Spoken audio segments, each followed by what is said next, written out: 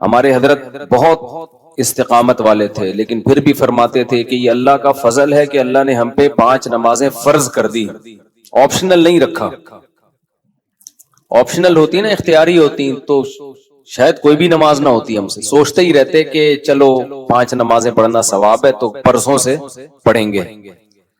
اللہ نے ایسی فرض کی ہے کہ زمین آسمان ادھر سے ادھر ہو جائے، سفر میں ہو، حضر میں ہو، بیماری میں ہو، خوشی میں ہو، غم میں ہو، یہ نہیں چھوڑنی، ٹھیک ہے نا؟ تو مجبور ہیں بھائی۔ اللہ نے کہا کہ میں کوئی عذر مانوں گا ہی نہیں، سفر ہو کچھ بھی ہو پڑھنی ہے۔ ہم پہ ڈال دی جاتی کہ ٹینشن میں ہو تو چھوڑ دو، خوشی میں ہو تو پڑھ لو۔ تو ہم تو یہی سوچتے رہتے ہیں ابھی تھکاوٹ ہے، آج رات دیر سے سویا ہوں تو فجر میں اٹھ گئے تو نیند پوری نہیں ہوگی، تو ایسا کریں گے 11 بجے پڑھ لیں گے، یہی سوچتے رہتے ہیں۔ اللہ میاں نے کہا کہ رات دیر سے سو، جلدی سو، یہ تمہاری ٹینشن نہیں ہے، یہ تمہاری ٹینشن ہے، یہ میرا مسئلہ نہیں ہے۔ میں نے کہہ دیا ہے فجر کا مطلب فجر ہے، ظہر کا مطلب ظہر ہے، عصر کا مطلب عصر ہے۔ ابھی ہم امریکہ گئے نا تو جہاز جاتے ہوئے سورج کی سمت میں جا رہا ہوتا ہے، تو ایک نماز بھی نہیں آئی راستے میں۔ ہم نے ظہر پڑھ تو لی، لیکن نہیں بھی پڑھتے تو امریکہ پہنچ کے بھی مل جاتی، کیونکہ سورج کے ساتھ ساتھ چل رہے ہیں۔ واپسی پہ مخالف آ رہے ہیں تو ٹھکا ٹھک نمازیں آ رہی ہیں۔ اب جب ٹھکا ٹھک نماز آ رہی ہے، ایک نماز کا ٹائم، فوراً دوسری نماز، فوراً تیسری نماز، فوراً چوتھی نماز، فوراً پانچویں نماز۔ اور اللہ نے فرض نماز میں کہا ہے کہ کھڑے ہو کے پڑھو، قبلے کی طرف پڑھو۔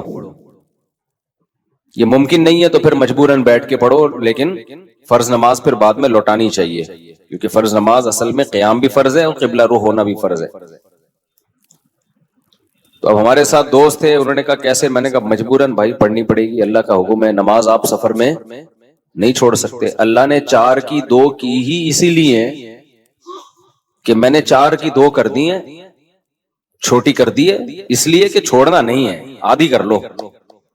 چھوڑنے کا آپشن ہوتا تو اللہ پھر کہہ دیتا ٹینشن میں ہو تو چھوڑ دینا، نہیں تو پھر پوری پڑھ لینا، یہ کہتا نا اللہ تعالیٰ۔ اب جب نماز کا ٹائم آیا، ہم نے کہا بھائی نماز پڑھنی ہے، تو وہ نماز میں جہاز میں جگہ کہاں دیتے ہیں؟ خیر ہم نے ریکویسٹ کی تو جگہ آگے، انہوں نے کہا آگے جا کے پڑھ لو۔ تو ہم نے کیا کیا، ہم نے کہا بھائی آج کل ایک ایپ آ رہی ہے جو لوگ جہازوں میں سفر کرتے ہیں، اس کا نام ہے حلال فری کر کے کچھ ہے، نام بھول گیا میں، بڑا زبردست نام ہے، آپ لوگ نوٹ کر لیں، وہ کبھی جہاز میں سفر ہو نا، حلال ٹرپ،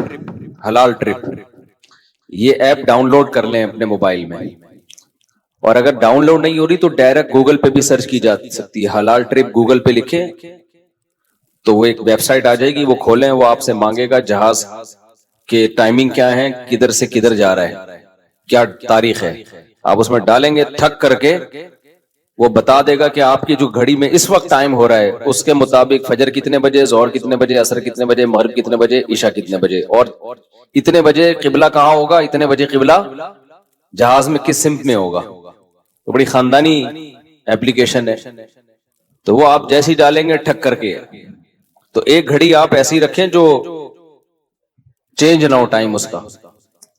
تو یہ خوب مسئلہ سمجھ لیں کہ جہاز میں آپ کو کھڑے ہو کر نماز پڑھنی ہے، اگر ممکن نہ ہو اجازت نہ دیں پھر مجبوراً بیٹھ کے پڑھیں، لیکن اس نماز کو لوٹا لیں۔ تو ہم نے تو کھڑے ہو کر اجازت مل گئی تھی، ہم نے کہا چلو پڑھتے ہیں۔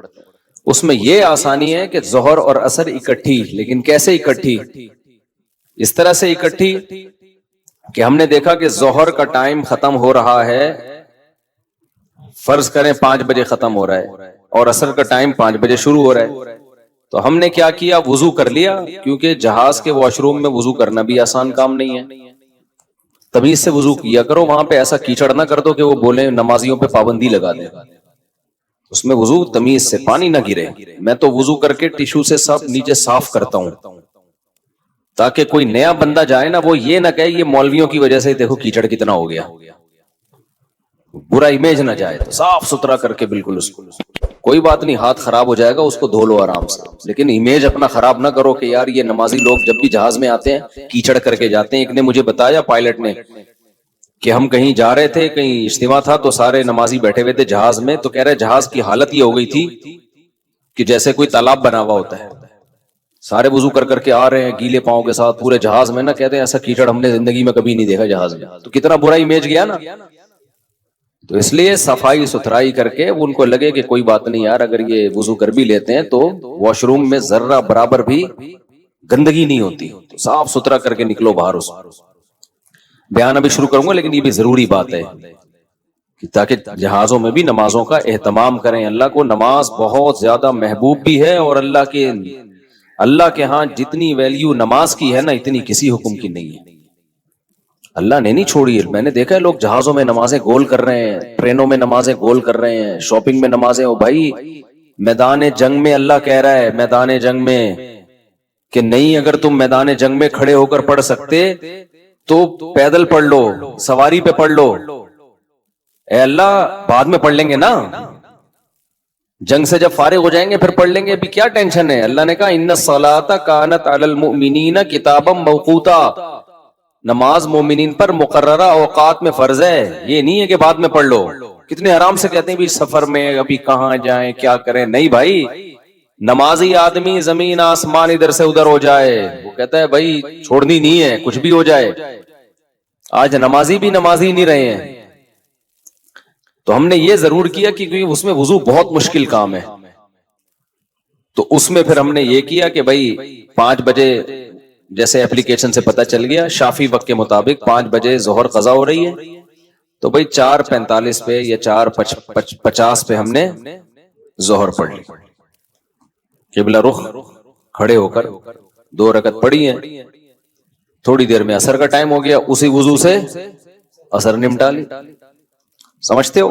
تو یہ اس طرح سے نبی صلی اللہ علیہ وسلم نے نمازوں کو سفر میں جمع کیا ہے. اور یہ جو حدیث ہے نا جس میں آتا ہے نبی صلی اللہ علیہ وسلم نے بغیر کسی عذر کے سفر کے نمازیں اکٹھی پڑھی ہیں ظہر عصر کی, تو اس کا بھی یہی مطلب ہے. ایسے اکٹھی نہیں ہے کہ ظہر کو قضا کر دیا ہو یا عصر کو ظہر کے ٹائم پہ پڑھ لیا ہو, ورنہ پھر یہ جو آیت ہے حافظوا علی الصلوات والصلاۃ الوسطی, نمازوں کی حفاظت کرو خصوصاً عصر کی نماز کی, پھر اس کا مطلب کیا ہو گیا؟ اس کا تو پھر مطلب ہی نہیں بنتا کوئی. تو حدیث کی وہ تشریح کی جائے گی جو قرآن سے میچ کر رہی ہو. تو اس طرح سے پھر مغرب عشاء بھی ایسے پڑھ سکتے ہیں آپ. مغرب کو ڈیلے کر دیا, عام حالات میں یہ مناسب نہیں ہے, نبی صلی اللہ علیہ وسلم کا معمول نہیں تھا, لیکن کبھی کبھار کوئی عذر ہو تو اس طرح سے ڈیلے کیا جا سکتا ہے.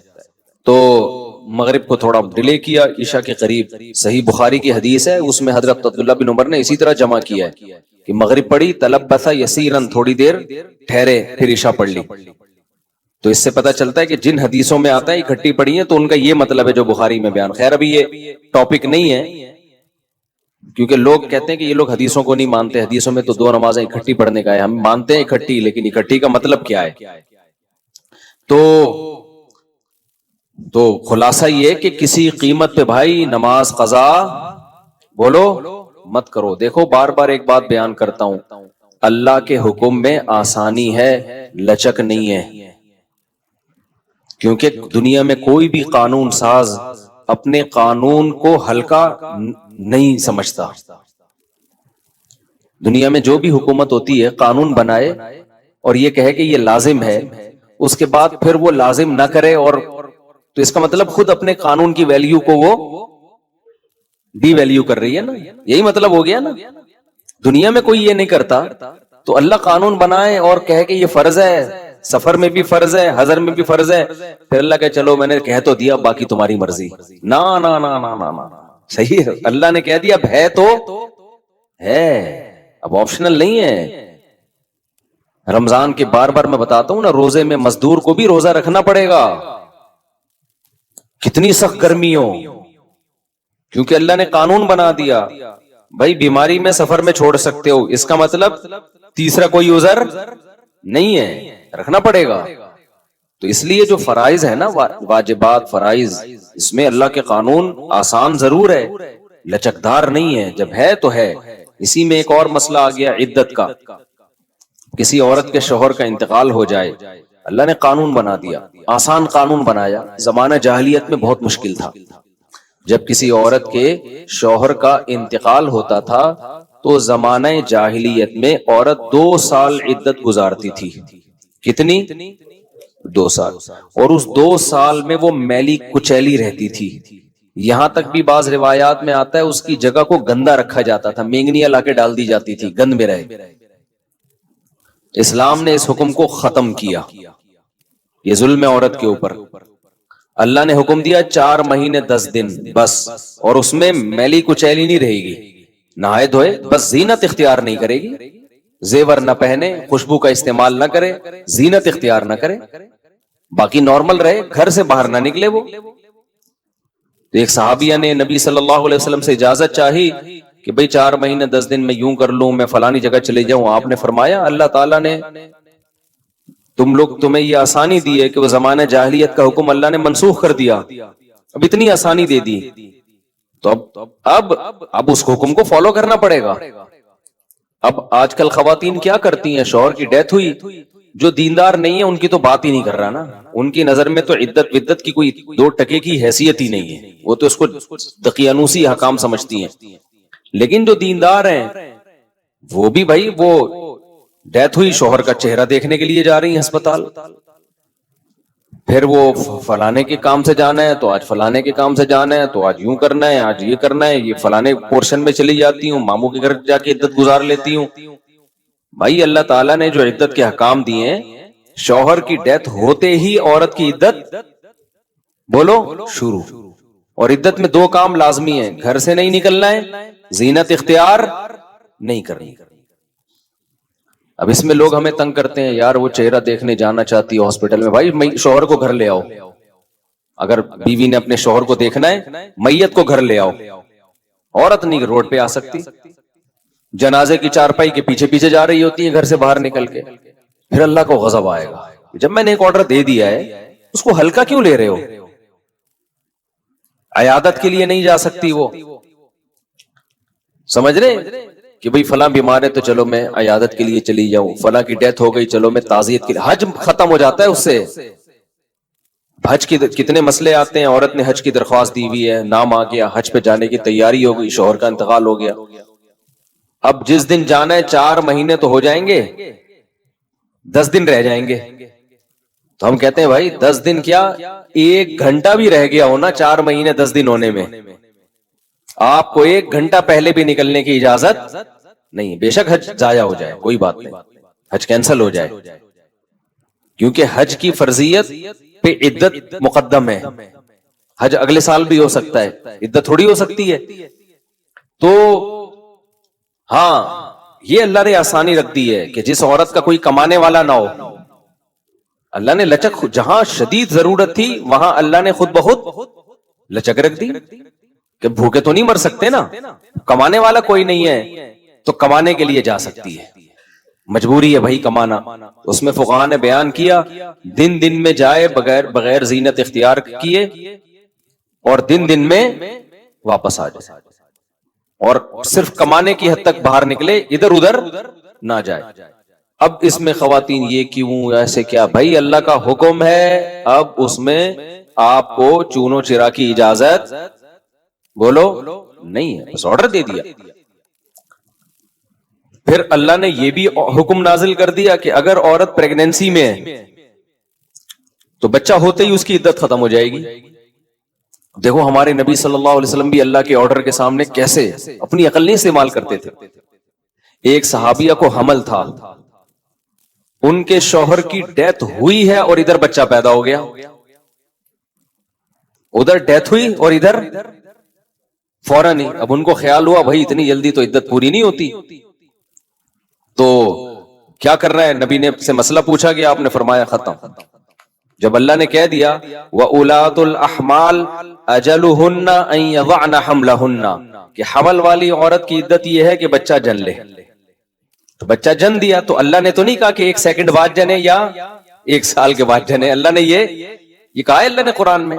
तो हमारे नबी भी अल्लाह के हुक्म को कैसे फॉलो करते थे ना। अगर यही बच्चा पहले पैदा हो जाता, पैदा होते ही शौहर की मौत हो जाती, फुकहा बहुत बारीक मसाइल बयान करते हैं और आजकल के स्कॉलर ना उनका मजाक उड़ाते हैं कि देखो ये इतनी इतनी बातों में लोगों को उलझाया हुआ है। फुकहा ने बयान किया है कि इधर बच्चा पैदा हुआ, क्योंकि ऐसा मुमकिन है, कानून जब लिखा जाता है तो इम्कान को भी लिखा जाता है कि अभी आधा बच्चा पैदा हुआ है और शौहर की डेथ हो गई तो क्या होगा। एक है बच्चा पैदा होते ही शौहर की डेथ हो जाए, तो बच्चा चूंकि पहले पैदा हुआ है, शौहर की डेथ बाद में हुई है, तो अब इद्दत क्या होगी, अब 4 महीने 10 दिन चलेगी। इधर शौहर की डेथ हुई और फौरन बच्चा पैदा हो गया तो इद्दत खत्म। अब ऐसे भी केस क़यामत तक के लिए दीन आया है ना, ऐसा भी मुमकिन है कि शौहर की डेथ हुई और बच्चा आधा पैदा हुआ है और इधर डेथ हुई उसकी, यानी विलादत हो रही थी और शौहर का इंतकाल हो गया। इम्कान तो है ना, लॉ जब लिखा जाता है ना तो उसमें इम्कानात भी लिखे जाते हैं। तो फुकहा ने इसमें भी बहस की है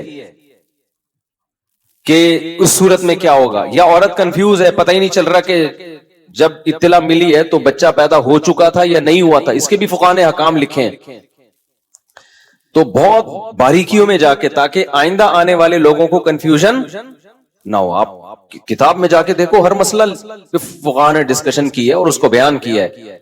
तो जरा से फर्क से इद्दत का हुक्म चेंज, लेकिन क्यों इतना एहतियात क्यों भाई? अल्लाह का जब लॉ है तो वो 2 और 2 4 की तरह है। समझते हो कि नहीं समझते हो? जब अल्लाह ने कह दिया कि भाई जो हमल वाली औरत है उसका बच्चा पैदा होते इद्दत खत्म, अगले सेकंड में बच्चा पैदा हुआ इद्दत खत्म। हजरत आयशा का कौल है या किसी सहाबी का कि शौहर को अभी गुस्ल भी दिया जा रहा हो ना, अभी दफनाया भी नहीं जा रहा है और बच्चा पैदा हो जाए तो बस खत्म इद्दत, चाहे दफनाया भी ना हो, फौरन निकाह कर सकती है वो, ठीक है ना, फौरन निकाह कर सकती है। तो अल्लाह ने इजाजत दे दी उसको। अब इसमें हिकमत क्या है हमें नहीं पता भाई, अल्लाह का हुक्म है, नस वारिद हो गई तो नबी ने भी उस पर अमल किया, सहाबा ने भी, आइम्मा मुज्तहिदीन ने भी। लेकिन ये नहीं है कि जी 40 दिन की इद्दत, बास 40 दिन की इद्दत मना रही हैं, बास जो है वो सफर कर रही है इद्दत के दौरान। तो हाँ, घर अकेला है, वहशत है, उसमें बहुत ज्यादा खौफ है, कोई खतरा है चोरी चुकारी का, तो मजबूरी में फिर वो घर चेंज कर सकती है। जैसे कोई ऐसी जगह पे रह रही हो जहां चोर डाकुओं कोई साथ रहने वाला ना हो, वो एक अलग मसला है। 4 रकत में 2 रकत पर सलाम फेर लिया तो कितनी रकतें दोहराएं? अगर कोई 4 रकत फ़र्ज़ की नीयत बांधे और 2 रकत के बाद सलाम फेर दे तो इसे नमाज दोबारा पूरी पढ़नी होगी या सिर्फ 2 रकत की नीयत बांध कर मुकम्मल कर ले?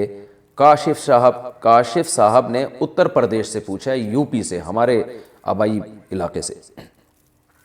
जनाब काशिफ साहब, 4 रकत फ़र्ज़ में अगर आपने 2 रकतों के बाद सलाम फेर लिया, अभी सीना आपका क़िबले से फिरा नहीं है और आपने किसी से बातचीत की नहीं है, आपने सिर्फ तस्बीहात पढ़ना शुरू किए हैं या अल्लाहुम्मा अंतस सलाम पढ़ा है और आपको याद आ गया कि अरे मेरी तो 2 रकतें बाकी हैं, तो फ़ौरन खड़े हो जाएं, दोबारा नियत ना बांधें, बस अल्लाहु अकबर कह के खड़े होकर बकिया 2 रकतें मुकम्मल कर लें। आपकी नमाज अभी टूटी नहीं है और आखिर में आप सज्दा सहव कर लें, चाहे दोनों तरफ सलाम फेर लिया हो, पूरी मुकम्मल तस्बीहात पढ़ ली हो। हाँ, अगर आपने 2 रकत के बाद सलाम फेरा और उसके बाद आप अपनी जगह से उठ गए, सीना आपका क़िबले से फिर गया, या आपने गपशप शुरू कर दी और भाई हेलो हाय सुनाओ भाई क्या चल रहा है आजकल, मैं तो नमाज में था, हालात कैसे चल रहे हैं, तो इस तरह की गपशप आपकी शुरू हो गई, या वसीम भाई बैठे हुए थे उनकी खैरियत मालूम कर ली आपने, तो अब आपकी नमाज टूट गई है, अब आपको दोबारा ही करनी पड़ेगी। ये 2 नफिल हो गए आपके। तो अगर बातचीत नहीं की है, सीना क़िबले से नहीं फिरा है, सिर्फ तस्बीहात पढ़ी हैं, तो उससे कुछ नहीं होता, तो आप बकिया 2 रकतें उसी तरह मुकम्मल कर लें। मसाजिद के इमामों के साथ ऐसा बहुत होता है, मैं भी चूँकि मस्जिद में इमाम हूँ तो ऐसा बहुत होता है, बाज़ दफ़ा 2 के बाद आदमी सलाम फेर लेता है, भूल जाता है वो, या 3 रकतों के बाद किसी ने सलाम फेर लिया, नमाज 4 रकत की थी, आपने 3 के बाद फेर लिया, तो इमाम पर भी यही है कि लोगों ने पीछे बताया ना सुबहान अल्लाह अल्हम्दुलिल्लाह कहा, तो आप तोड़े नहीं नमाज, सलाम बेशक आपने फेर लिया हो, आप फ़ौरन खड़े हो जाएं, खड़े होकर 1 रकत या 2 रकतें जो बाकी हैं मुकम्मल करें और आखिर में सज्दा सहव करें, इस तरह नमाज अदा हो जाएगी। ये है फ़र्ज़ के बारे में। اور سنت مؤکدہ کے بارے میں بھی یہی حکم ہے، اور وطر واجب کے بارے میں بھی یہی حکم ہے۔ جو سنت غیر مؤکدہ ہیں ان میں یہ ہے کہ اگر آپ نے 4 رکعتوں کی نیت باندھی تھی تو 2 رکعت کے بعد بھی آپ سلام پھیر سکتے ہیں، وہ ویسے ہی جائز ہے۔ لہٰذا اگر آپ نے سلام پھیر دیا تو بھی ٹھیک ہے، بقیہ 2 پڑھیں ٹھیک ہے، نہیں پڑھیں تو بھی ٹھیک ہے، اور پڑھنی ہے تو نئی دوبارہ سے شروع کر دیں 2 رکعتیں۔ تو اس میں یہ نہیں ہے جو میں نے یہ تفصیل بتائی، تو اس میں یہ ہے کہ 4 رکعت کی نیت کی تو 2 بھی پڑھ سکتے ہیں آپ۔ یہ سنت غیر مؤکدہ اور نوافل کا میں نے بتایا، باقی سنت مؤکدہ اور وطر اور فرض کا جو وہی ہے جو پہلے میں بتا چکا ہوں۔ Stock market U S stock market میں انویسٹمنٹ کرنا، یو ایس اسٹاک مارکیٹ میں انویسٹمنٹ کرنا کیسا ہے؟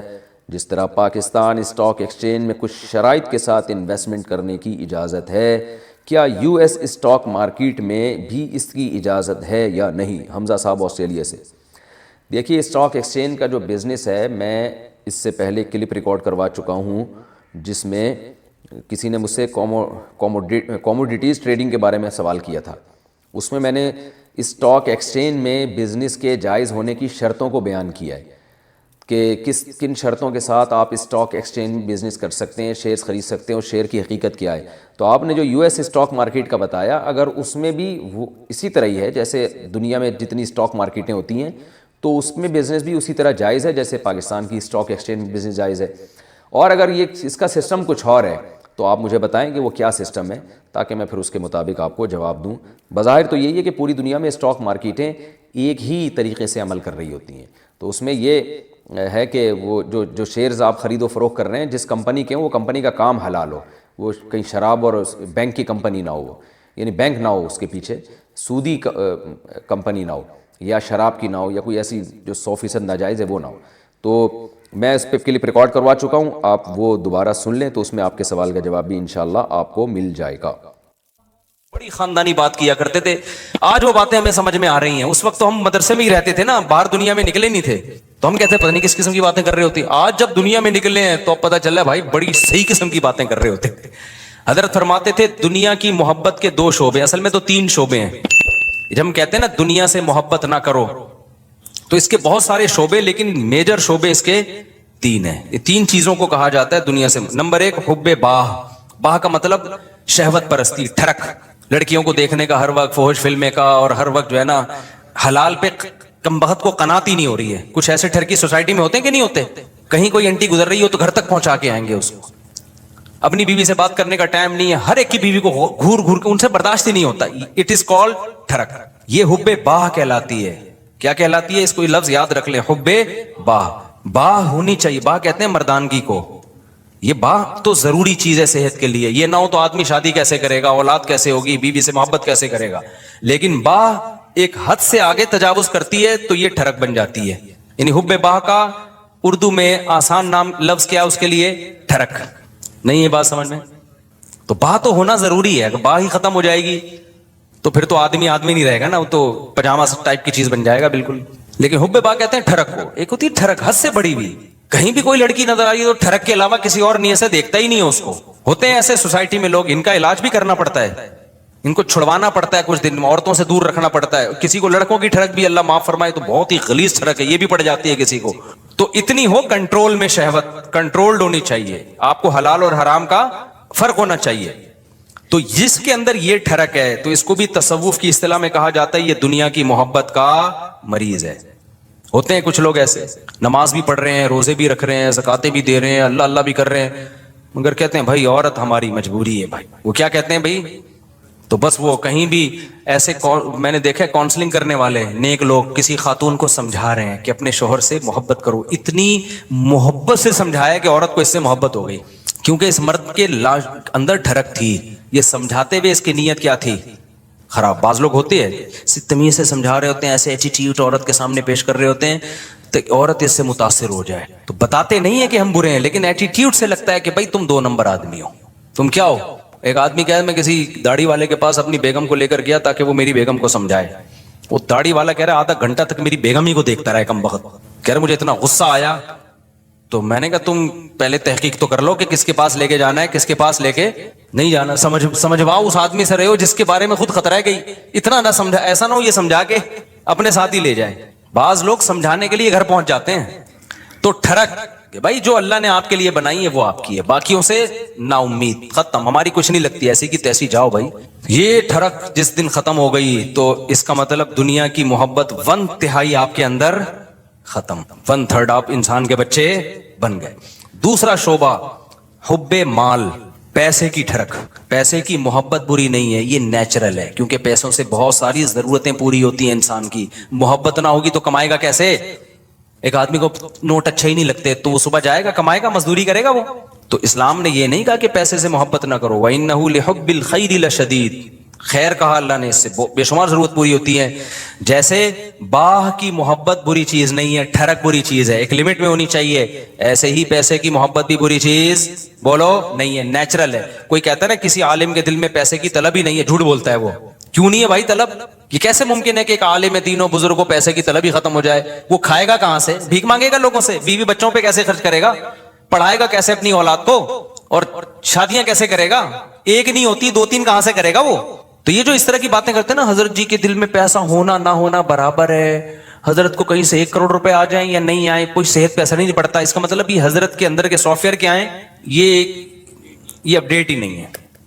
ये ऐसे ही जैसे हमारे हजरत इतने नेक हैं, कोई औरत गुजर जाए, हसीनाएं आ जाए, कोई भी कुछ होता ही नहीं है, भाई हजरत नहीं है, ये कुछ और चीज फिल्म है ये केस कुछ क्या है, ये कुछ अलग केस है, इनको इलाज की जरूरत है। वो मैं अक्सर लतीफा सुनाता रहता हूँ, वो पुराना हो गया बहुत, अब दोबारा सुना देता हूँ। वो एक देहाती किसी मौलवी साहब के पास गया कि मौलवी साहब, मुत्तकी, बार बार कुरान कहते हैं मुत्तकी जन्नत में जाएंगे, मुत्तकी जन्नती, मुत्तकी किसे कहते हैं? वो बेचारे देहाती मौलवी थे, उन्होंने कहा मुत्तकी उसे बोलते हैं जो हसीनाएं गुजर जाएं, बाल हिलाती हुई लहलहाती भी, उसे कुछ भी नहीं, इतना नेक है, उसे कोई फीलिंग ही पैदा नहीं होती। तो वो बेचारा देहाती, वो उसने बोला अच्छा, इसको तो हमारी जबान में इसको तो हिजड़ा बोलते हैं, तो जन्नत सिर्फ हिजड़ों के लिए बनी है क्या? तो वो मौलवी साहब ने गलत एक्सप्लेन किया, भाई जब औरत का इस तरह होगा तो इंसान के जज्बात तो पैदा होते हैं। ठरक का मतलब ये होता है हद से बढ़ी हुई, हलाल और हराम में रगबत पैदा होना तो नेचुरल है, उस रगबत को पूरा मत करो, उसको कंट्रोल में रखो। देखो कोई आदमी अपने पैसों से निहारी खा रहा है, खुशबू से आपको भी दिमाग हो जाता है बाज दफा को, यार होटल से हम गुजर रहे होते हैं ना, बड़ी जबरदस्त सी खुशबू आती है, बाज दफा हमें बड़ी खुशबू आई तो क्या करते हैं, हम आगे निकल जाते हैं बस, और क्या है। अब खुशबू बड़ी जबरदस्त है, आपने उससे प्लेट छीन के खाना शुरू कर दिया, यार बड़ी जबरदस्त, मैं बर्दाश्त नहीं हो रहा। अगला कहेगा बर्दाश्त नहीं हो रहा तो बर्दाश्त कर भाई तू, या तो अपने पैसों से खरीद के खा ले, कह रहे पैसे नहीं है तो फिर बर्दाश्त कर भाई तू। तो ये है ठरक। ये क्या कहलाती है? ढक्कन खुला, बस खुशबू आई और देग में घुस गए, ये नहीं देख रहे कि ये देग का ढक्कन मेरे लिए खुला है या किसी और के लिए खोला गया है। होते हैं बाज लोग नदीदे, होते हैं ना बाज लोग नदीदे, कोई भी खा रहा है शादियों में, उधर चले गए, भाई कौरमे की जब देग खुलेगी तो खुशबू आएगी, अच्छी भी लगेगी, यहां तक नेचुरल है। खुशबू ही नहीं आ रही तो नाक खराब है, खुशबू आ रही अच्छी नहीं लग रही तो कौरमे का ज़ौक ही नहीं है तुम्हारा, तुम कोई सिगरेट और पान गुटके ही खाया करो जाके, तो ज़ौक ही नहीं है तुम्हारा, ज़ौक खराब हो गया है। तो इसी तरह याद रखो, जैसे शहवत एक लिमिट में, ये सेहत की अलामत है, लिमिट क्रॉस करेगी तो ये ठरक है। इसी तरह पैसे की मोहब्बत एक लिमिट में, ये सेहतमंद होने की, दिमाग सही काम कर रहा है, इसकी अलामत है, आपके फितरत सलीमा पर होने की अलामत है। जिसमें ये मोहब्बत है ही नहीं पैसे की जरा सी भी, इसका मतलब भाई ये पागल है, इसका दिमाग, पागलों में मोहब्बत बच्चों में थोड़ी होती है। बच्चों को, जो बिल्कुल छोटा बच्चा है जिसको पैसे का ना पता हो, 5000 का नोट पकड़ाओ, 5 रुपए पकड़ाओ, उसे कोई फर्क, वो खाना शुरू कर देता है, ऐसे ही करता है ना, फाड़ देता है वो। लेकिन एक है ठरक पैसे की, वो ठरक क्या है? हलाल हराम की परवाह किए बगैर कमाना, हर वक्त उसकी फिक्र को मुसल्लत कर लेना। पता भी है दुनिया मुसाफिर खाना है, लिहाजा पैसा मिल जाए अच्छी बात है, नहीं मिला तो कोई बात नहीं, रूखी सूखी सा गुजारा कर लेंगे। तो ये क्या है? ये इसकी अलामत है भाई, ये मोहब्बत लिमिट में है। फिर उस पैसे से आखिरत भी कमाता है, सदका खैरात भी करता है, उसे पता है यार जब मुझे यहां पैसे की जरूरत है तो सदका करके आगे भी तो भेजो ना। ये क्या बात है, हजारों साल जहां रहने हैं वहां तो पैसा इन्वेस्ट कर नहीं रहा, और जहां थोड़े दिन रहना है उधर बनाए चला जा रहा है, तो ये भी ठरक है, ये मोहब्बत नहीं है, बल्कि ये हद से बड़ी हुई मोहब्बत। और तीसरी चीज जिसको हुब्बे दुनिया कहा जाता है, वो है शोहरत का शौक, हर जगह मेरी टांग ऊंची रहे। इसमें भी एक जायज है, हर शख्स चाहता है कि मेरी इज्जत हो, ये बुरी चीज नहीं है। अपनी बेइज्जती पे बेइज्जती महसूस हर एक को होती है, ये बुरी चीज نہیں ہے. جن لوگوں کو اپنی بے عزتی پہ بے عزتی محسوس نہیں ہوتی نا, وہ عزت دار لوگ نہیں ہوتے, وہ نارمل لوگ نہیں ہوتے, وہ پھر بے عزتی ہوتے ہیں. وہ جیسے ایک آدمی کسی علاقے میں گیا اور آ کے کہتا ہے شکر ہے میری اس علاقے میں عزت نہیں. لوگوں نے پوچھا اس میں شکر کی کیا بات کہہ رہے, اگر عزت ہوتی تو آج میری بہت زیادہ بے عزتی ہو چکی تھی, لیکن بے عزتی ہوئی ہے لیکن وہ مجھے محسوس نہیں ہوئی کیونکہ میری پہلے سے عزت ہے ہی نہیں. عزت تمام نعمتوں میں سب سے بڑی نعمت ہے, سمجھ رہے ہو, سب سے بڑی نعمت کیا ہے, عزت. لیکن لہذا اس عزت کو عربی میں کہتے ہیں جاہ, وجیح سنا ہے نا لفظ, وجاہت والا. تو اور دوسرا لفظ سماعت تو جاہ, تو ایک جاہ کی محبت کی ایک نیچرل ہے, کوئی بھی بچہ بھی اپنی بے عزتی پسند نہیں کرتا, لیکن یہ جاہ لمٹ میں ہوگی تو ٹھیک ہے, لمٹ کراس کرے گی تو کیا ہے, پھر یہ حب جاہ کہلاتی ہے, ہوس کہلاتی ہے. اس کو تصوف کی اصطلاح میں کہتے ہیں حب جاہ کا مریض ہے. کیا مطلب, جہاں کا موقع نہیں آپ وہاں بھی جہاں تلاش کرنے کی فکر میں لگے ہوئے ہو. مثال کے طور پر آپ کے بڑے بیٹھے ہوئے ہیں, کوئی ڈیبیٹ ہو رہی ہے, وہ بڑے بات کر رہے ہیں, آپ کو یہ لگا کہ یار میں یہ تو سارا یہ بحث کر کے سارا کریڈٹ ان کو چلا جائے گا, تو میں بھی اپنی موجودگی کا احساس دلاؤں کہ مجھے بھی پتا ہے یہ سب مجھے بھی آتا ہے. آپ نے وہاں بیچ میں بولنا شروع کر دیا. یہ حد سے بڑی ہوئی محبت ہے جہاں کی, یہ بدتمیزی ہے. بھائی تم چپ کر جاؤ, بیٹھے ہوئے ہیں بڑے, وہ سمجھا دیں گے. آپ کسی ڈاکٹر کے پاس جاؤ نا, بعض دفعہ ڈاکٹر سے کچھ پوچھ رہے ہو, ڈاکٹر چپ بیٹھا تو دوسرا بولنا شروع کر دیتا ہے لمبی. ابے تو چپ کر جا, ہم پوچھ کس سے رہے ہیں. اینکروں میں بھی دیکھا ہوگا نا, کبھی کسی حکیم کو ڈاکٹر کو بلائے انٹرویو لے رہے ہیں, اس کو کم بولنے دے رہے ہیں, خود کیا کر رہے ہیں یہ بتانے کے لیے ہمیں زیادہ پتا ہے, یہ بے وقوف ہم نے ویسے ہی بلا لیا بٹھا کے. یہ حد سے بڑی ہوئی جاہ ہے, اس کو کہتے ہیں حب جاہ.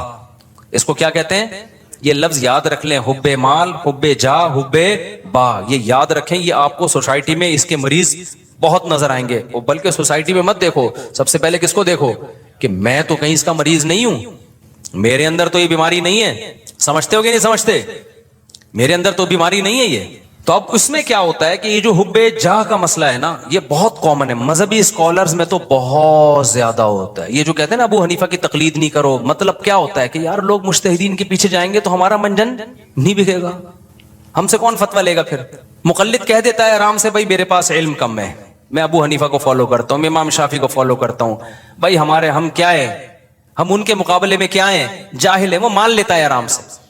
آج کل کے مذہبی اسکالر نہیں مانتے, وہ یہ منہ سے پھوٹ دیں کہ ہم محقق نہیں ہیں, تو لوگ کہیں گے جب نہیں ہو تو پھر کیا کر رہے ہو بیٹھ کے یہاں پہ. لہذا وہ ہوتے نہیں ہیں, لیکن ٹانگ اونچی رکھنے کے لیے بڑی بڑی پھینکتے ہیں کہ ہم ہیں, ہم ہیں, ہم ہیں, ہم ہیں, ہم ہیں. میں مانتا ہوں ان میں کچھ صحیح لوگ بھی ہوتے ہیں, سارے برے نہیں ہوتے. میجورٹی حب جاہ کی مریض ہوتی ہے.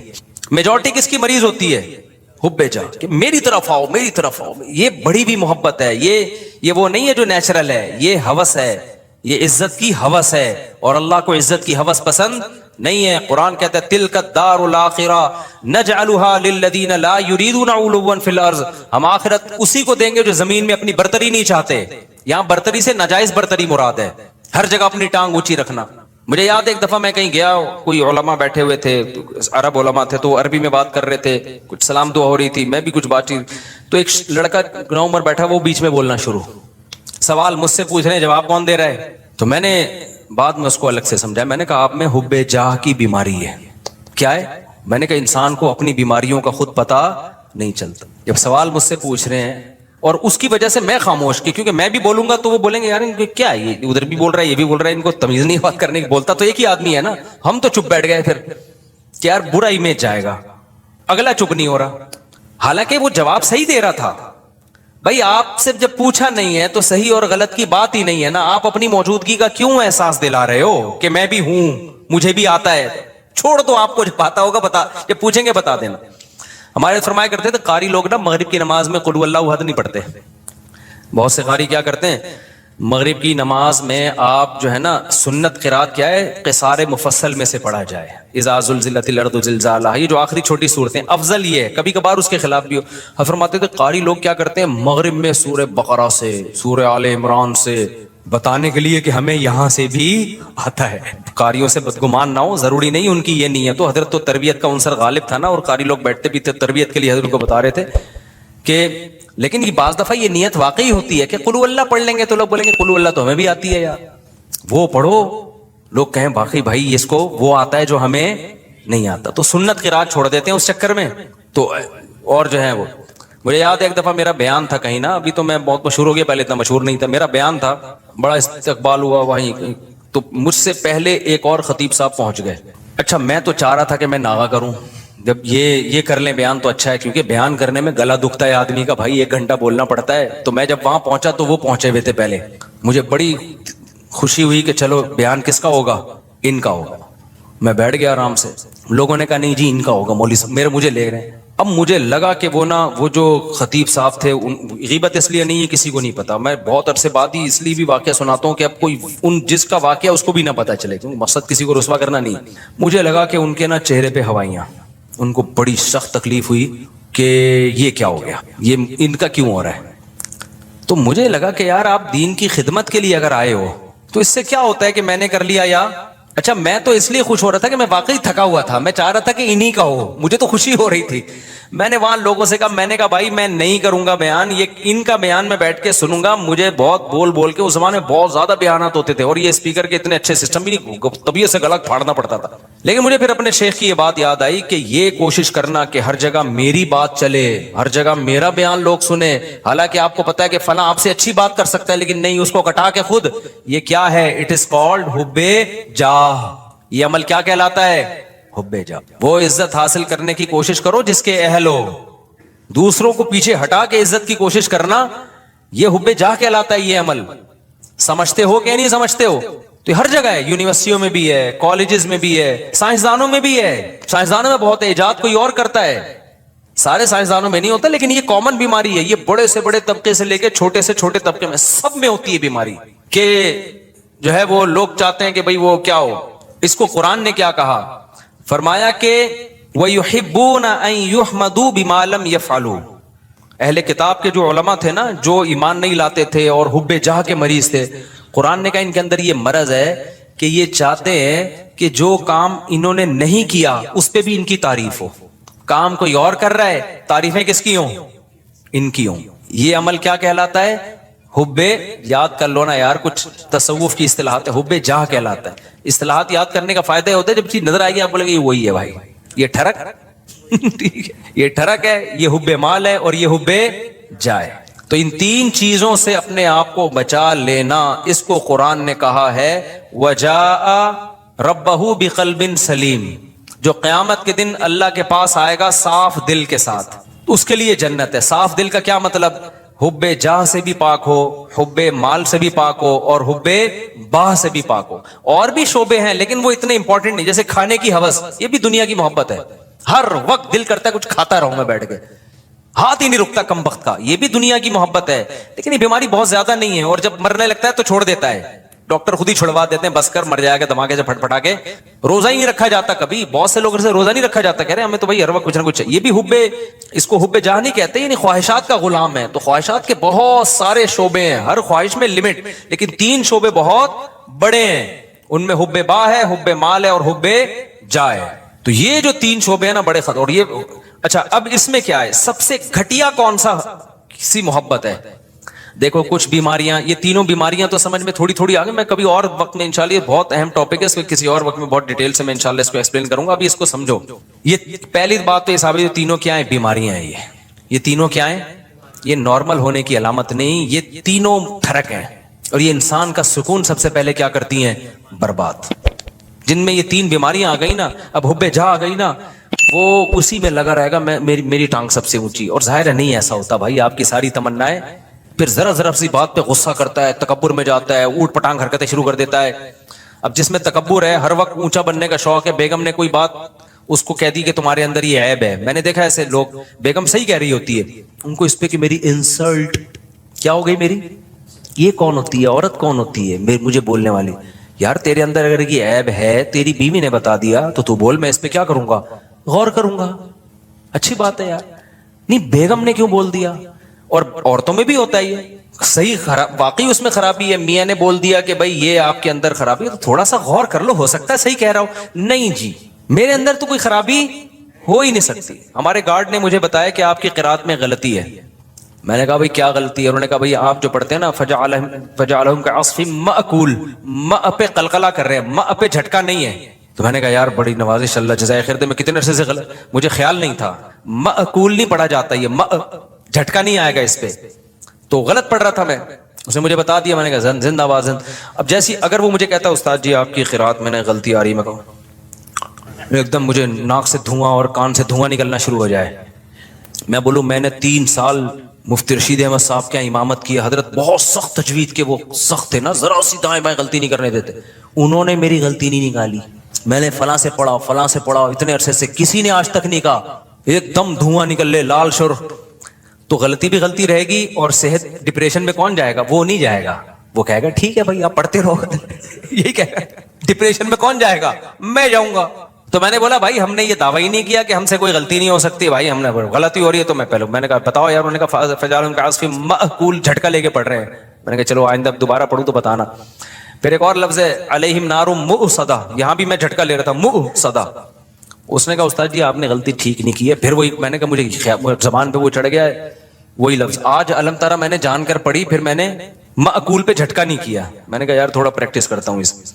तो अगर मैं यूं करता हूं, मैं कहता हूं ऐसे, मैंने देखा हुब्बे जहाँ के मरीजों को ना एकदम धुआं निकलना शुरू हो जाता है जब आप उनको गलती बताओ ना, एकदम नीले पीले, एकदम नाक ऐसी फूल जाती है उनकी। तो फिर वो मोटिवेशनल स्पीकर को सुनते हैं, डिप्रेशन कैसे खत्म की जाए वो मोटिवेशनल स्पीकर सुन रहे होते हैं, अबे तू अपना तकब्बुर फिरौनियत खत्म कर, फिरौनियत खत्म कर। तू क्यों अपने आप को नेक समझ रहा है?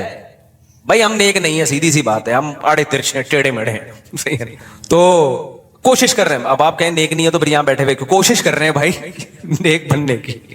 ये नहीं कह रहा कि मैं बुरे हैं हम, मैं तो ये कह रहा हूं हम ये दावा नहीं कर रहे कि हम क्या हैं, नेक हैं। हम तो भाई सीधे साधे से इंसान हैं, कोशिश करते हैं बुराइयों से बचने की, और अगर अल्लाह ना करे कभी बुराई हो जाए तो कोशिश करते हैं भाई उसको तौबा करें। कोई गलती हमसे ऐसे माकूल भी तो गलती हो गई ना, कोई बता देगा तो कोशिश करेंगे उसको सेट कर लें। तो बड़े बड़े दावे ही ना करो भाई, ना अपने आप को बहुत बड़ा फंटर समझो। नॉर्मल समझोगे तो लाइफ को क्या करोगे?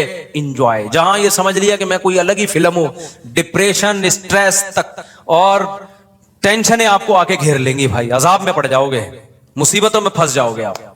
ना फूंफा बनाओ अपनी। हाँ, जितना अल्लाह ने मर्तबा दिया है वो ठीक है, जितना अल्लाह ने दिया। हर आदमी का एक स्टेटस होता है, वो नेचुरल है, उससे आगे निकलने की कोशिश। ये स्टेटस तो अल्लाह ने किसी को दिया ही नहीं है कि तुमसे गलती नहीं हो सकती, ये तो नामुमकिन है। ये क्यों समझ रहे हो अपने आप को? समझते हो कि नहीं समझते? तो अब इन जो तीनों बीमारियां, पहले तो ये अपना अकीदा बना लो कि ये 3 दिल की बीमारियां, हुब्बे जा, हुब्बे माल और हुब्बे बाह। इसमें उलमा का जो सूफिया कराम जो एक बात कहते हैं, क्योंकि तसव्वुफ के मौज़ूआत हैं ये, इसमें सूफिया कराम ने एक बड़ी खानदानी, हमारे हजरत भी फरमाया करते थे कि इनमें सबसे मुश्किल इलाज हुब्बे जाह का है। माल की मोहब्बत, बाह की मोहब्बत, इसका इलाज आसान है। ठरकी होता है ना, औरत के थोड़े दिन दूर रखो, अल्लाह अल्लाह करवाओ, ठीक हो जाता है। शादी करने से भी बहुत फर्क पड़ जाता है। उस यानी हुब्बे बाह का आसान है। उससे ज्यादा मुश्किल इलाज किसका है? हुब्बे माल का। सबसे मुश्किल इलाज किसका है? हुब्बे जाह। ये जो टांग ऊंची रखने का शौक है ना, हर जगह मैं, ये मैं सबसे मुश्किल से निकलती है इंसान की, और अल्लाह को सबसे नफरत इस मैं से है। लेकिन कुछ बीमारियां का इलाज मुश्किल होता है, लेकिन वो घटिया नहीं होती। कुछ बीमारियों का इलाज आसान होता है, लेकिन होती वो बहुत घटिया है। मिसाल के तौर पर आपको शुगर है जी, लोगों ने आप पॉडकास्ट में आपका जो है ना इंटरव्यू ले जा रहा है, सर आपको कोई बीमारी तो नहीं है, आपको शुगर तो नहीं है, आप चाय में चीनी डाल रहे हैं, आप क्या मुझे थोड़ी सी शुगर है, मैं थोड़ा चीनी से क्या करता हूँ, अवॉइड करता हूँ। इससे कोई बेइज्जती नहीं होगी आपकी। क्या ख्याल है भाई? अगर पॉडकास्ट में आपसे पूछे सर आपको कोई प्रॉब्लम तो नहीं है, आप थोड़ा हिल रहे हैं, कि मुझे बवासीर है, असल में बेइज्जती का खतरा है या नहीं है? क्या ख्याल है भाई? तो बहुत शर्माता है आदमी। और आसान पॉडकास्ट छोड़ो, रिश्ता लेने गए ना, यहाँ बहुत अच्छी तरह समझ में आता है। रिश्ता लेने गए, लड़की वाले ने पूछा आप क्या करते हैं? मैं ये करता हूँ। आपको कोई बीमारी तो नहीं है? देखें मेरे ना, मुझे थोड़ी सी वो बीमारी ये है कि शुगर में वैसे कंट्रोल में रखता हूँ, लेकिन मुझे कोई ऐसा मसला नहीं है। बहुत ज्यादा शुगर बोलेगा तो फिर इनकार कर देंगे ना, लेकिन ये कि थोड़ा बहुत कभी कभार शुगर, लेकिन वो कंट्रोल में चल जाएगा।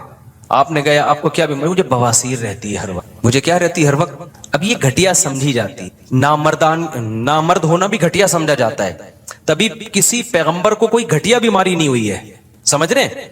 पैगंबरों को बुखार होते हैं, पैगंबरों को खांसी भी हो सकती है, और भी बीमारियां हुई हैं। कोई पैगंबर नामर्द, क्योंकि मर्द के लिए नामर्दानगी वाली जो बीमारी है ये घटिया समझी जाती है सोसाइटी में।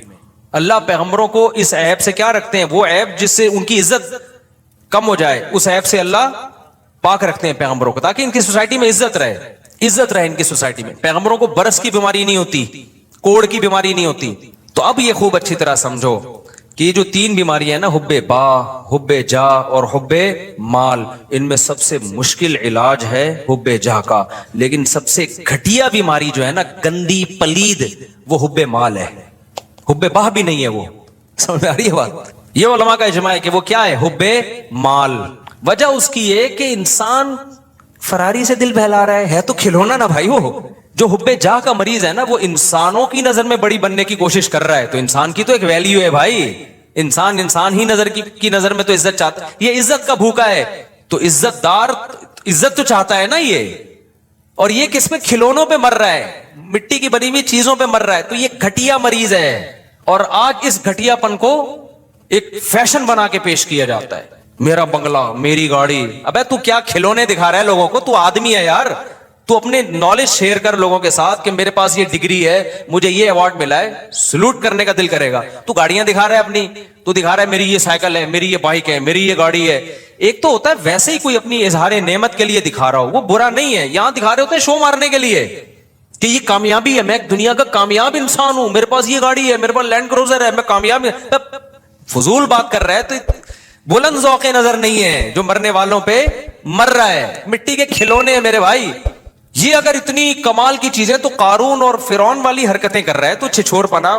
मूसा अलैहिस्सलाम अल्लाह के कलीम, कोहे तूर पर मूसा से अल्लाह की बातें हो रही हैं, अल्लाह का पैगाम लेकर आए, और फिरौन क्या छिछोरपने पे आया हुआ था, ये हाउलाइल अनहारु तजरी मिन तहती, ये मेरा बंगला है, ये मेरा, वही बातें कर, ये मेरी सवारी है, ये मेरे नहरें हैं। मूसा के पास तो कुछ भी नहीं है। कोई ढंग की बात की उसने? अल्लाह कहेगा ये कलीमुल्लाह है भाई। ये कलीमुल्लाह है, ये मेरा पैगंबर है, ये तौरात लेकर आएगा, ये अल्लाह का पैगाम लेकर आएगा। और फिरौन क्या 2 टके की बातें कर रहा है। वही घटिया सोच, ये मेरी गाड़ी है, ये मेरे बागात हैं, हाउलाइल अनहारु तजरी मिन तहती, मेरे जो एक्चुअली जो मेरा महल है ना, जो मेरा जो पैलेस है, उसमें 20 नहरें हैं। ये वही एक आबशार मैंने अलग बनाई है, ये वाली आबशार मैंने अलग बनवाई है, फला इंजीनियर से बनवाई, फला से बनवाई। ये तो उसको क्या कहा जाएगा भाई? बुलंद ज़ौक़े नजर नहीं है। ठीक है, ये तेरे पास ये नेमतें हैं, तो ठीक है, कभी उसको व्लॉग में ला भी सकता है, कोई हर्ज नहीं है कि जी मुझे अल्लाह ने ये नेमत दी है। वैसे ही लोग कर रहे होते हैं, लेकिन उसको ये बता के शो करना कि मैं कामयाब इंसान हूं, और जिनके पास ये चीजें नहीं है वो कामयाब लोग नहीं है, ये इसकी अलामत है कि ये बंदा 2 टके का नहीं है। इसकी बहुत घटिया सोच है, बहुत घटिया सोच, बहुत ही घटिया सोच है इसकी। तो इसलिए मेरी जब रीवो पे लोग कर रहे थे, सब शो मार रहे हैं, तो मैं कहता हूं यार उस चीज पे मुझे इल्जाम लगाओ जिस पे मुझे फखर हो, जिस पे क्या हो, फखर हो। हमारी नजर में मेरी जो अपनी दिल की कैफियत आपको बता रहा हूं, ये शो नहीं मार रहा, मेरी कैफियत है भाई 2 टके की औकात नहीं है, कुछ भी नहीं है ये। लेकिन जो गरीबों वाली सोच रखने वाले लोग हैं ना, उनकी नजर में ये बहुत अजीम नेमत है। तभी वो समझते हैं कि इस पे शो मारी जा रही है। तो ये कुछ भी नहीं है, बंगले, गाड़ियां, ये शो मारने वाली चीजें। मैं शो जो मारता हूं ना, बच्चों पे मारता हूं, बेगमों पे मारता हूं। 4 हैं, तू बता कितनी है? तो मेरे से कोई बोलता है ना मेरे पास लैंड क्रूजर है, मेरे पास जनाब ये है, मेरा बंगला देखें। मुफ्ती साहब ये मेरा, एक दिन क्या हुआ, हम गुजरांवाला में, वो भी पुराना किस्सा हो गया, उस ताजिर को समझ में नहीं आएगा। मेरे साथ जामिया के कुछ उस्ताद भी थे और मेरे दोस्त भी थे, वो भी टीचर थे, आलिम थे। पुरानी बात है, हम लाहौर में गए, वो बहुत बड़ा करोड़पति ताजिर, वो अपने होटल का मुझे विजिट करा रहा है। ये मेरा बिजनेस है ना मुफ्ती साहब, बड़ा बेचारा फख्र, यानी एक उसमें एक नेमत के तौर पर, ये मेरा बिजनेस है, बड़ा करोड़ों का बिजनेस है उसका ना, हमारा 2 टके का नहीं था उस टाइम पे। अच्छा ये मेरा बिजनेस है। मैं अल्हम्दुलिल्लाह कभी मुतासिर नहीं होता इन चीजों से, एहसास मुतासिर मतलब एहसास कंपनी में नहीं आता कभी। मैं उसको कह रहा था माशाल्लाह अल्लाह और बरकत दे, खुशी हो रही थी मुझे कि अच्छा अल्लाह ने इसको इतना नवाजा है। फिर उसने अपना घर दिखाया, ये मेरा घर है, बहुत बड़ा घर था भाई, बड़ा लग्जरी, जाहिर करोड़पति ताजिर था वो। जब सारा सेटअप हो गया ना, हमारे एक दोस्त खड़े हुए थे, मैंने ऐसे में बीवियां कितनी, तो उसने कहा 1 है। मैंने कहा फिर क्या फायदा, स्टाइल से बोला ना, उसकी समझ में नहीं आया। और ये जो मेरे साथ दोस्त थे ना, 1 महीने तक हंसते रहे हैं। ये कह रहे यार उसकी 2 टके की वैल्यू आपने 1 मिनट में उसको 2 टके का नहीं छोड़ा आपने। और ये जामिया आने के बाद सबक में भी हंसते रहे।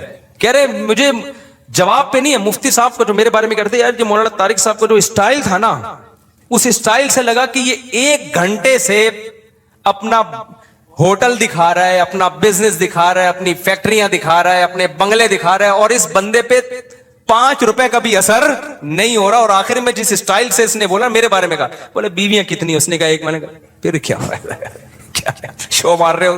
उस वक्त हमारी 3 थी। हमने कहा क्या कर रहे हैं, इससे हम बेहतर हैं ना, हमारे पास ये होटल है ना, हमारे पास ये बंगला है ना, हमारे पास ये। अबे नेचुरल लाइफ तो हमारी है मेरे भाई। क्या करना है तूने, कितना खा लेगा, पराठा अंडा मलाई, इसके अलावा चौथी क्या चीज खाएगा भाई तू। वो हम भी खा लेते हैं यार, हमारा इतना बड़ा होटल नहीं है, लेकिन पराठा भी खा लेते हैं, अंडा भी खा लेते हैं, मलाई भी खा लेते हैं। जिस दिन मक्खन खाने का दिल चाहे मक्खन भी खा लेते हैं, नहीं तो अंडे छोले खा लेते हैं हम। दोपहर हम भी दाल चावल खा लेते हैं, तू बिरयानी खा लेगा तो हम कभी दाल चावल खाएंगे। बिरयानी, दोस्तों बिरयानी खाई भी नहीं जाती इंसान से। क्या है, इतना बड़ा तेरा बंगला हो गया, इतनी गाड़ी, झिन झिन। अबे क्या गाड़ी, उबर में चले जाओ, रिक्शे में चले जाओ, 2-4 दिन के बाद आदी हो जाता है आदमी। क्या मसला है इसमें, इतनी बड़ी गाड़ी के क्या करना है, बटन दबाने से। तो बटन दबा, यूं यूं खोल ले शीशा, इस पे फखर होते हैं, बटन दबाओ शीशा ऊपर जा रहा है, बटन दबाया। अबे भाई बटन लेस भी अगर हो गए ना, देखने से शीशा नीचे जा रहा हो, फिर भी दूसरी बीवी शीशे से क्या है, बेहतर है। ये क्या ख्याल है।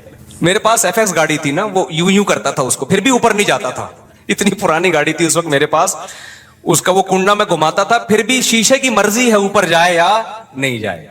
फिर भी हम क्या कर रहे थे, हमने कहा फिर भी हम क्या हैं, खुश हैं अल्हम्दुलिल्लाह। तो जब मैंने उसको इतना, उस लाहौर के ताजर ने मुझे अपना विजिट कराया, करोड़ों अरबों, मैंने आखिर मुझे बीवियां कितनी है, उसने कहा ना एक। मैंने कहा फिर क्या फायदा यार, घंटे से तू हमारा टाइम जाया कर रहे हैं अल्लाह के बंदे। तो हमारे उस्ताद हैं वो, उनको जो मेरे दोस्त भी हैं, उनको ये जामिया के उस्ताद हैं, उनको मेरे स्टाइल पर ना फिलबदी जवाब पर इतनी हंसी आई। कह रहा यार इस बंदे की शुक्र है उसने वो समझा नहीं मेरी बात को ना, कि उसके मेंटल लेवल से ऊपर की चीजें थी। गरीब आदमी क्या समझे हमारी बातें यार, हमारे लिहाज से तो गरीब ही था ना, वो क्या समझे, उसके मेंटल लेवल से बहुत ऊपर की बात की थी हमने, उसको समझ में नहीं, इनको आ गई। वो ये जो इससे हंसी रुक नहीं रही है ना, मैं इसको रुक करूं, मैं यार चुप हो जाओ, वो बेइज्जती होगी, वो कहेंगे उलमा आए हुए हैं और ये किस तरह की बातें कर रहे हैं। मैंने कहा अच्छा नहीं समझाइए। तो मेरे भाई ये दुनिया जो है ना, पैसा रखो, कमाओ भी, ठीक है, दुनिया को दिखा भी दो अगर नेमत के इजहार के तौर पर कि अल्लाह ने मुझे ये चीज दी है, शो मारने के लिए ये काम नहीं किया करो। इन चीजों पे शो इंसान पे जचती नहीं है, ये इंसान के घटिया होने की अलामत है। तो हुब्बे जाह जो है उसका इलाज मुश्किल है, मगर घटिया बीमारी, जैसे शुगर का इलाज मुश्किल है, बवासीर का आसान है। मगर बवासीर गंदी घटिया बीमारी है, उसे बताते हुए शर्माता है, शुगर बताते हुए शर्माता, बल्कि शुगर तो मालदारों की बीमारी है। जिसको शुगर ना हो समझते हैं गरीब आदमी है, ये जो चाय में चीनी डाल डाल के पी रहा हो ना, ये गरीबों का काम होता है ना, देखा हो ना। और जब मालदार के सामने चाय रखेंगे तो वो फीकी चाय पिएगा वो। ये इसकी अलामत है कि मालदारों के कुछ ना शौक होते हैं, सुबह ये टैबलेट, दोपहर को ये टैबलेट, शाम को ये टैबलेट, और फिर रात को टीका लगा के सोना है। तो बहुत सारे चोचले होते हैं मालदारों के। गरीबों के तो सब कुछ खाते रहेंगे वो बैठ के, उनको शुगर ही नहीं होती। यही उनकी अलामत है कि किस शुगर ही नहीं है यार तुम्हें, सब कुछ खा रहे हो तुम। ठीक है। तो अब ये समझो खूब अच्छी तरह कि मुश्किल इलाज जो है वो हुब्बे जाह का है, लेकिन घटिया बीमारी क्या है, हुब्बे माल। तो कभी हुब्बे माल पे फख्र ना किया करो कि पैसों पे मुझे बहुत खुशी हो रही है, बहुत, और पैसों की मोहब्बत बहुत ज्यादा है ये नहीं, इसका पैसा आने से पता नहीं चलता, पैसा छीनने से पता चलता है। पैसा छीनने के बाद आप डिप्रेशन में कितना जाते हो। अगर आपके दिल में हवस नहीं है ना, तो पैसा छीनने के बाद आप थोड़ी सी टेंशन तो नेचुरली होती है, ज्यादा टेंशन नहीं लोगे आप बोलोगे मेरी बुनियादी जरूरत भाई, रात को सोने के लिए छपड़ा चाहिए मुझे, और खाने के लिए मुझे पराठे चाहिए, ठीक है ना, वो मुझे मिल रहे हैं, मेरी मर्जी की खुराक मिल रही है, और जिस्म किसी बड़ी बीमारी से महफूज है। तो जब तक ये है तो क्या है, लाइफ को क्या करो भाई, इंजॉय करो। इससे ऊपर तो सारा गरीबी थी। गरीबी छिनने से गम थोड़ी होता है इंसान को, मिल जाए तो खुशी होती है, ना मिले तो आदमी कहता है प्लेट के पैसे दिए वो तो मैंने खा लिए। ऐसा होता है कि बाज़ दफ़ा हम निहारी खा रहे होते हैं, गरीबी मंगाते हैं, कहते हैं गरीबी खत्म हो गई है। अब ये थोड़ी बेहोश पड़े हुए वहां पे, यार गरीबी खत्म हो गई यार, ये क्या हम निहारी खाने आए थे यार, गरीबियां खत्म हो गई। फिर मोटिवेशन स्पीकर को तकरीरें सुन रहे हैं, यार डिप्रेशन खत्म करो मेरी यार। अबे पागल है, गरीबी गरीबी गरीबी। तो भाई हमारी मेरी बेसिक जरूरत और आपकी बेसिक जरूरत क्या है, हमें 2 टाइम का खाना मिल जाए, क्योंकि भूख की तकलीफ वाकई बर्दाश्त नहीं होती, और हमें एक आध बीवी मिल जाए, क्योंकि उसमें ये इंसान के अंदर शहवत पैदा होती है जो इंसान को डिप्रेशन में लेके जाती है। और बीवी के और भी बहुत फायदे हैं, उससे इंसान गपशप लगाता है, तन्हाई दूर करता है, उससे औलाद मिलती है, घर में औलाद भी चाहिए इंसान को, ये सारी चीजें नेचुरल हैं भाई। रिश्तेदारी बढ़ती है इंसान की, सुकून मिलता है। और इसके अलावा हमें क्या चाहिए भाई, सर छुपाने के लिए घर चाहिए, पहनने के लिए लिबास चाहिए, बेसिक चीजें मिल गई. अब इससे ज्यादा सब क्या चल रहा है.